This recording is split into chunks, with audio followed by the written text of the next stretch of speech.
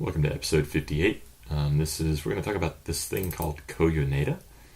And the reason that this came up was because I was looking for some stuff. I'm doing a little bit of TypeScript now, and one of the things that they were talking about was polymorphic this types, and I was like, hey, I like polymorphism. Polymorphism is pretty awesome. It's a lot less boilerplate code when you can actually write stuff that's polymorphic. So I start looking into it, and here's their example. And as I've mentioned here, I've adapted it from TypeScript to JavaScript. But the whole concept here is this whole fluent API pattern. And so they're creating this basic calculator, and then they're multiplying by 5 and adding 1, and then they're getting the current value. And then if you take 2 and you perform this calculation, then we get an 11. What's interesting here is this whole concept. What I thought was really cool about this example is that they're still doing the same thing. And this looks a lot like some of the functional pipeline stuff that I've shown, where we're just mapping over or doing different things there. The problem that I had with this was the whole concept that this is a polymorphic this type, and it goes on to talk about how you could extend this, and because of the way that this parameter in JavaScript works, the way that it's got the prototype or whatever, you could extend from this, and this add then, or whatever else we would add, would get added to the prototype. So I get that. But here's the thing. This is all just so that we can provide some subset of the arithmetic operators for a number. And then we're mutating stuff. We're returning this. We've got all of this stuff all over the place to be able to get this. And so what I want to show today is this concept called Coyoneda.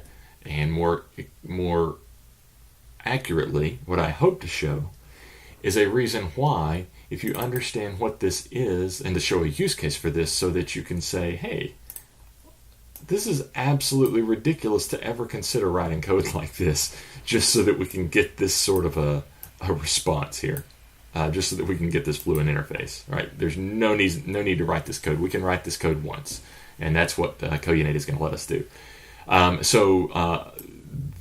lot of this comes from, you can copy this link here, but it's definitely one from Dr. Boolean. I do not take credit for any of the code that's within this section here. I will say this Daggy library is pretty awesome.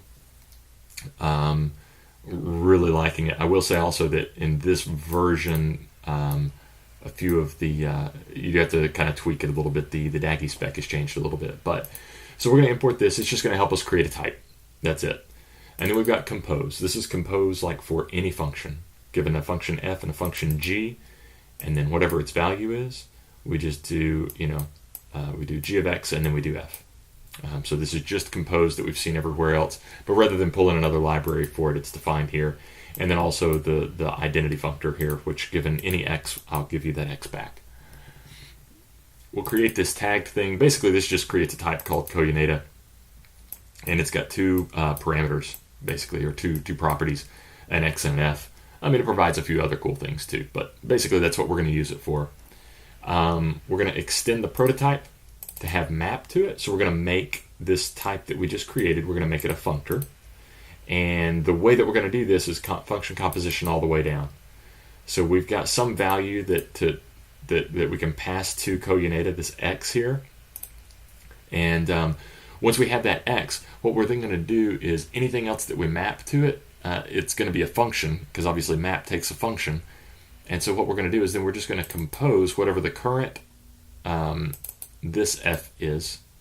So in other words, whatever the default one is, whatever is currently in there, and we're going to compose whatever new function is with that. And that's what we're going to do. That's how we're going to define map. So it's just function composition, because for functor and for functions, that's what it is. And then what we're going to do is we're going to provide a little helper here to allow us to get something into this Coyoneda. So we're going to call this lift. We're going to lift it into it. This could probably be called of very easily, as some of the other things have been called. But I wanted to stay as true to the source where I got my inspiration here as possible. So what this does is you give it some sort of an x, and it will automatically create you a Coyoneda, and then it passes the identity function, which is from right here. So that's what's happening here. That just allows us to give some sort of value to it, and have that come up into Coyoneda. So what can we do with that? So we started off by talking about how we can replace this fluent interface, and we can still allow us to chain through things, and it's still going to be really, really cool. Well, as it turns out, we can still do that. So the number 2 is obviously not a functor. It's not even, it's a primitive, right? But that's what we're starting with here with this basic calculator. We're taking this number 2 and we're creating this new basic calculator, and we're writing a whole bunch of boilerplate code to allow us to have this fluent interface. As it turns out, what I can do is I can now call, since now we've defined Coyoneda, I can call Coyoneda lift, and I can lift that 2 into a Coyoneda. So if we follow that through, that's the x here that gets put into this x. And then I can map, because now we have a Coyoneda of 2, and I can map and continue passing functions. And so this is just the same thing that they're doing right up here. Multiply times 5, and then add 1. We can map over all of those things, and the result of that is going to be this record. And this is just how this works, but the f here is this f, the x is this x, and I'm just destructuring that into a local variable of fn and a local variable of number. And so what I can then do is I can pass this number to this function, and it will actually run through all of this and then give me the same value. So that's really, really cool. So we've lifted 2 into this Coyoneda thing, and so we can still do map and everything else. We still get the fluent interface that we like, but we don't actually have to provide a functor instance for it too. And you see we get the exact same result at the end. So I hope you enjoyed it. Look forward to seeing you soon.